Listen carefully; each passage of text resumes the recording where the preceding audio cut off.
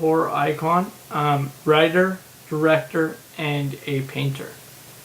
And a producer. He's done. Clive Barker's basically done everything you could possibly do with horror films. Mm-hmm.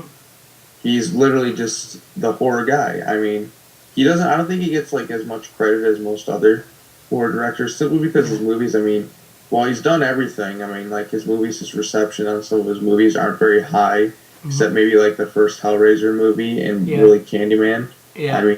I mean, he didn't really direct Candyman. He came up with the story. I think he's a good writer, like the way he comes up with the concepts. But I mean, it's not always him who's like like directing the movies. I think he only directed like a few, and like two of those were short films. But I think I think like he's gonna direct a new movie pretty soon, and maybe people will give him like maybe this will be his like change of pace, and people start to respect his work a little more. I know like really diehard horror fans really like his work, but I mean, I don't think he's gotten as much respect as, say, someone like John Carpenter or Wes Craven for their horror genre.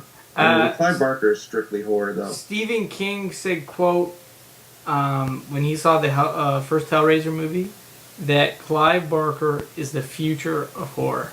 That's what he said when the first Hellraiser came out. That's what it even says in the trailer. Yeah. Mm-hmm. So that's pretty cool. Anyways, we should start talking about the movies, Yeah. Okay. Let's start it off with. Let's talk about the ones we haven't seen. Like his first movies, like I think his first two were short films. There was like Salome, I think it was, and The Forbidden. I've never seen those, but I think they're really short stories. And the Lords of Illusion, right? That's Spider-Jack Angel. I actually saw that movie and recommended it to me, and actually said it was a very good short, story based on a short story he had done, and he directed that movie, and he said it was really good. So maybe he also did Rawhead. He also was the writer and producer of Rawhead Rex, which is a pretty ridiculous monster movie. I mean, I know my brother was really scared of it when he saw it. I mean, it's like, how everyone has their thing from their childhood that scares them for a while? That was that for him.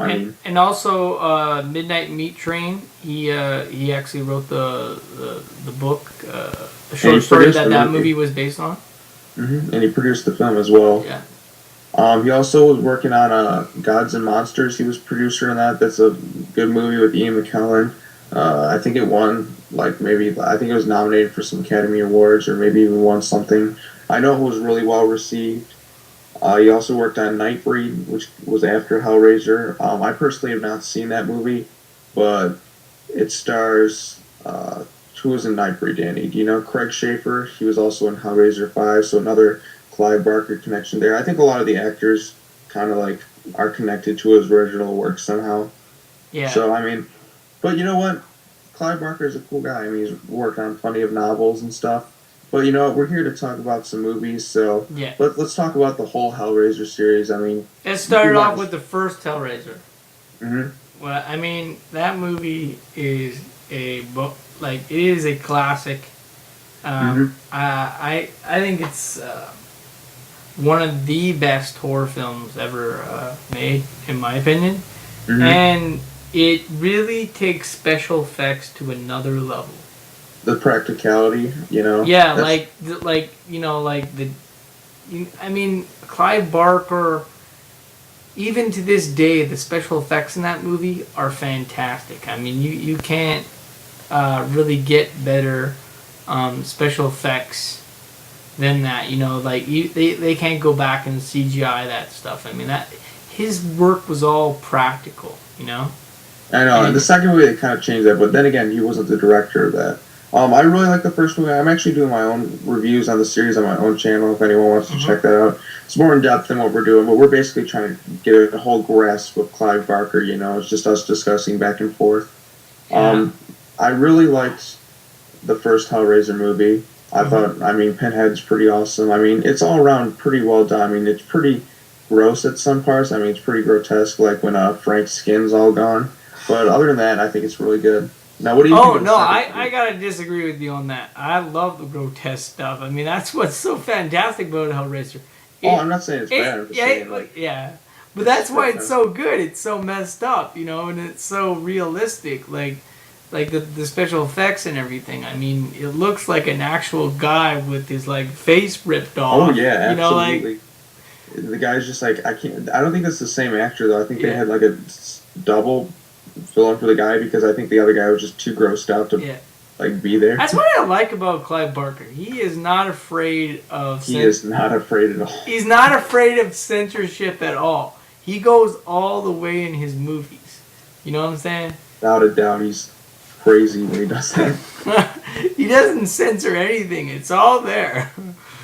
I know that's pretty sweet. So, what do you think of Hellraiser 2? Hellraiser 2, I actually really like. Okay. I enjoyed that film. Kirsty comes back. She's the same character as in the first movie. It's a nice transition. I like, I just like it. I like that it's a sequel to the first movie. You got the same And it picks up right characters. where it left off instead of waiting a couple of years or just changing the direction like some franchises do, which is Yeah. pretty good. I like they got all the actors back. They didn't Hmm. mess around or nothing. And I like the fact that it's a sequel. Siskel and Ebert, they didn't like the Hellraiser series. Like, they didn't like Hellraiser 1 or Hellraiser 2. They didn't like it. And they didn't like it because they said it was too gruesome. They didn't like how gruesome it was. And it's just like what, Stephen King said, Clive Barker is the future of horror movies. Because And that's that's what it ended up being for a while. The that, torture, well, that's, the torture porn genre, as it's called nowadays, like with the Saw and Hostel movies, it was yeah. ahead of its time with the gruesome murders and deaths and tortures, the really fucked up tortures. But I think the thing that makes Clive Barker different than, let's say, like a Hostel movie or something is, there's something very artistic about his movie. Oh yeah, absolutely. You With know the what I mean? designs and all that, and the music. Well, just the way he can, like, make a human body that's skinless, come alive, like those special effects cannot be like redone and look better than what he did.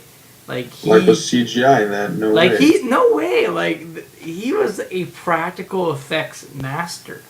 He would when they did the original Hellraiser, he would do paintings of each scene when they were going to. And he do it beautifully. I mean, yeah. the guy's got talent. Like he went to art school, and he is a famous painter. And if you look like at some of his paintings, they are like they are messed up. You know what I mean? Like they're like Hellraiser paintings. I mean, that's pretty. Clive Barker, the man's got kind of a. Maybe it's just like his nightmares. He thinks nightmares, and he can paint them, and then he can also capture them on film. That's why. That's the important part. He's a true artist. He's a visual artist and a normal artist. I think he's best with his concepts, Yeah. But I mean, like a lot of people like tackled it, like his work. I mean, he's good at. I think he's better at maybe the concepts than he is like maybe like how they end up being adapted into. You know what I mean?